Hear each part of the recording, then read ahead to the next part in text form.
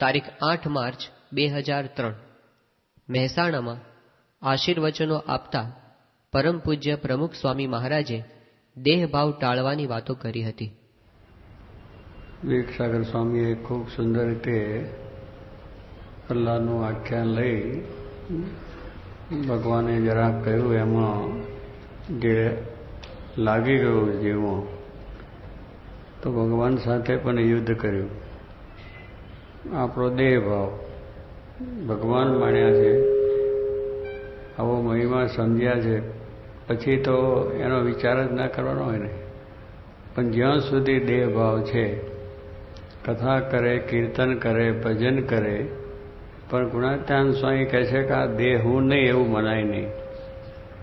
કથા, વાર્તા, ભજન, સેવા, પૂજા બધું જ આપણે કરીએ, પણ દેહ ભાવ જો રહી જાય તો કોઈ પણ જરા કંઈક બોલી જાય, અગર કંઈક સગવડ થઈ ના થઈ, કોઈ વ્યવસ્થા થઈ કે ના થઈ તો તરત અભાવ આવી જાય. દેહનો ભાવ છે એટલે જ ભગવાન શ્રીજી મહારાજ પૃથ્વી ઉપર આપણો દેહ ભાવ કાઢવા અને બ્રહ્મભાવ કરવા માટે ગુણાતીતાન સ્વામી લાવ્યા ને એવું સ્વરૂપ એવા બધાને આદર્શ બનાવીને ભક્તિ કરાવી છે. એ આખો સિદ્ધાંત છે.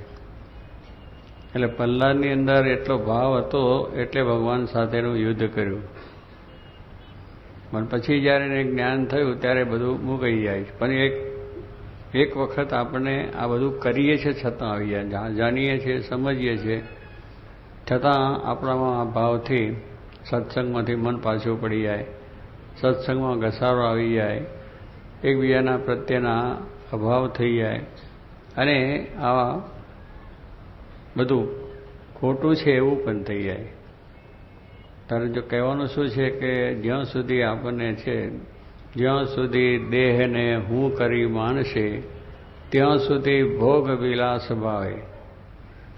જ્યાં સુધી દેહને હું કરી માનીએ ત્યાં સુધી ભોગ વિલાસ, ખાવું ને પીવું ને ફરવું ને હરવું ને જોવું ને એ બધું જોઈએ.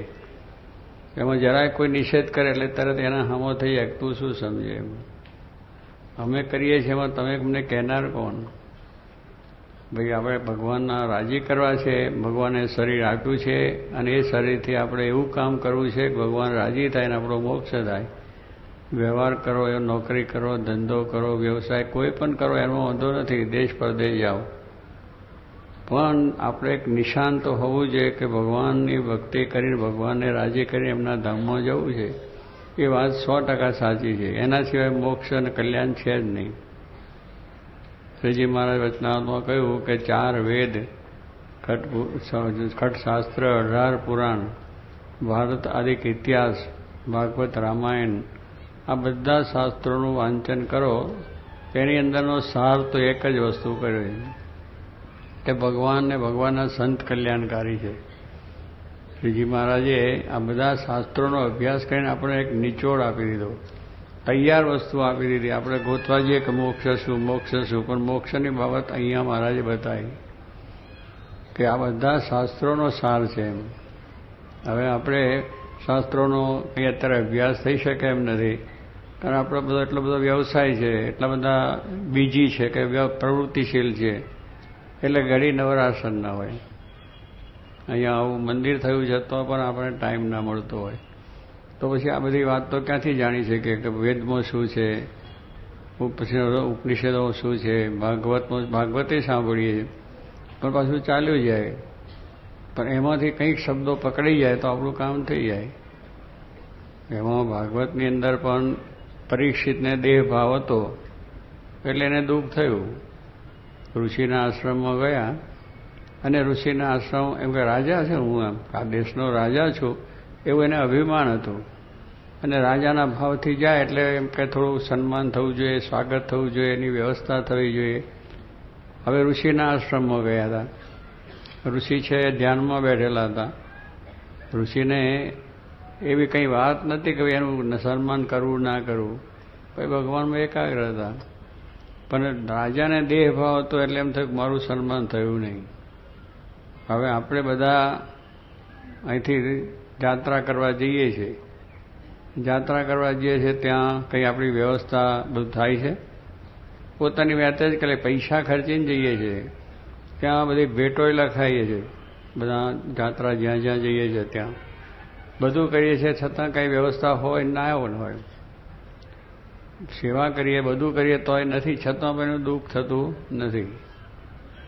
કારણ કે આપણે યાત્રા કરવા ગયા છે અને ત્યાં ભગવાનના દર્શન થાય અને નદીઓ ગંગાજીની અંદર સ્નાન થાય, આપણા પાપ બળે, આ હેતુથી આપણે જઈએ છીએ. તો કોઈ બોલાવે ના બોલાવે, વ્યવસ્થા થાય તો એનું કંઈ દુઃખ હોતું નથી. એવો જ ભાવ જો આપણે આ સત્સંગમાં પણ હોય તો આપણને દુઃખ કોઈ જાતનું થાય નહીં. પણ પેલું જરા આપણું માન ગવાય કે આવું કેમ ન થયું. બરાબર છે, આપણે ઘરેથી સુખ સાહેબીઓ મૂકીને યાત્રા કરવા જઈએ છીએ, ભગવાનના મંદિરમાં જઈએ છીએ. જોગી મહારાજ કહેતા કે આપણે સમય ઉત્સવમાં જઈએ છીએ, ત્યાં જઈને બીજું શું કે આપણે જે કંઈ ઘરે ખાવાનું પીવાનું, ચા પાણી નાસ્તા ગાદલા ગોદડા રૂમ બાથરૂમ બધું ફર્સ્ટ ક્લાસ છે, છતાં ત્યાં જઈએ છીએ શું? એક ધ્યેય લઈને જઈએ છીએ કે ત્યાં ભગવાનના દર્શન થાય અને સંતનો સમાગમ થાય. સંતનો સમાગમ થાય એટલે આપણું અજ્ઞાન દૂર થાય, આપણી આત્માની દ્રઢતા થાય, ભગવાનની ભક્તિ થાય. આ જ આપણો આશય છે, એ લઈને જઈએ છીએ. અને છતાં જાણીએ તો પણ ત્યાં થોડુંક આગું પાછું થાય ત્યારે થાય કે ભાઈ ચાની વ્યવસ્થા ને, ભાઈ ચા તો ઘરે બહુ ફર્સ્ટ ક્લાસ પીએ છે, ત્યાં તો બધા 1000 માણસનો ભેગો થયેલો હોય, કેવો તમને ચા. પણ કહેવાનું એ પ્રસાદીની વસ્તુ ગ્રહણ કરીએ છીએ, કોઈ પ્રસાદી વસ્તુ છે, એમાં પછી સ્વાદ કે બીજે તે નથી, પણ એવો મહિમા છે કે એટલે છે. પ્રસાદ ત્યાં જે મળ્યો એ પણ આપણે એક મહિમાની વસ્તુ છે, પણ એ આવું છે ને તેવું છે. એટલે આપણે ત્યાં જમવામાં આપણે સારી રીતે જમીએ છીએ, ઉણાવણા દાળ ભાત રોટલી જમતા હોય, પલંગમાં સૂતા હોય, એટલે એની કોઈ ઈચ્છા રહેતી નથી. પણ સ્વામી કહે છે કે અહીંયા જો આ ભાવ રાખીએ તો પછી સત્સંગ આપણો ઘસાઈ જાય. એટલે આ બ્રહ્મભાવની જે વાત છે કે આ દેહને હું માનીએ છીએ એટલે આપણને આ બધું દુઃખ થાય છે. સત્સંગ કરવામાં પણ દુઃખ થાય છે. અહીંયા સત્સંગ કરવા જઈએ ત્યાં પણ આપણે એવું જરા આપણે ભાવો રહે કે આપણે આમ થાય ત્યાં તો કંઈ નથી. આમનો આપણે રાષ્ટ્રપતિ અહીંયા આવ્યા હોય, હવે એની સભા મોટી જબરદસ્ત ભરાય, લાખો માણસો આવે. હવે આપણે પણ સભામાં તો જઈએ, પણ એની વ્યવસ્થા હોય એ પ્રમાણે ત્યાં તો હોય. રાષ્ટ્રપતિની પાસે તો જવાનો આપણે ટાઈમ અરે ત્યાં બેસવાનું ના હોય, અને ક્યાંય દૂર બેઠા હોય, જે સભા છે એનાથી કેટલા છેલ્લે બેઠા હોય કે વચ્ચે બેઠા કે આમ બેઠા હોય, પણ એમનું ભાષણ થઈ જાય એ સાંભળીને ઘરે જઈએ અને પછી મનમાં ઉત્સાહ કેટલો રહે કે રાષ્ટ્રપતિની સભામાં હું જઈ આવ્યો, બહુ સુંદર સારું પ્રવચન થયું. એટલે શું કે એમાં આપણી મહત્તા વધે કે રાષ્ટ્રપતિની સભામાં ગયો છે, રાષ્ટ્રપતિ આ લોકના માણસ છે, એ કંઈ આ છે એટલે આપણે સમજીએ છીએ કે આ દેશના મોટેરા છે અને આપણે આ રીતે એમનો લાભ લેવો જોઈએ. એ દ્રષ્ટિએ આપણે ગયા હોય તો જો બોલાવે ના બોલાવે, રાષ્ટ્રપતિ આપણને ઓળખે કે ના ઓળખે, ના પૂછે કરે તો આપણે કંઈ ધોખો થતો નથી. પણ રાષ્ટ્રપતિની સભામાં ગયા હતા એટલું થઈ જાય, વડાપ્રધાન આવ્યો તો એ થઈ જાય. એટલે લોકની જે મોટા માનને ઈચ્છાઓ રહે છે એ માને કરીને સત્સંગ જેવો છે એવો થઈ શકતો નથી અને એમાં દ્રઢતા થતી નથી, ભગવાનની અંદર વિશ્વાસ થતો નથી. એટલે જ આપણે મહારાજ પોતાએ આપણને આ વાત પહેલી દ્રઢ કરાવે છે કે પહેલું જો આટલું દ્રઢ થશે તો પછી તમારે કોઈ દુનિયાના ગમે તે છેડે જાઓ, ચંદ્ર ઉપર જાઓ તો તમને કોઈ જાતનું મોક્ષની બાબતમાં ખામી આવશે નહીં. પહેલી વસ્તુ નક્કી આપણે કરવું છે. ફાઉન્ડેશન જેમ મકાનનું કરીએ પછી એમાં વાંધો નહીં, ભૂકંપ થાય ને બધા થાય તો વાવાઝોડા આવે તો ફાઉન્ડેશન ના હોય તો તરત પડી જાય અને પેલું હોય તો સુખેથી આમ થઈ જાય. એમ આ ધર્મની બાબત છે, બ્રહ્મરૂપ થવાની બાબત છે. એ ફાઉન્ડેશન એટલે સમજણ, પોતાની દ્રઢતા કરવાની. વ્યવહાર છે એની અંદર થાય છે. શિવલાલ શેઠ હતા, વેપારી હતા, 9 લાખનો એમનો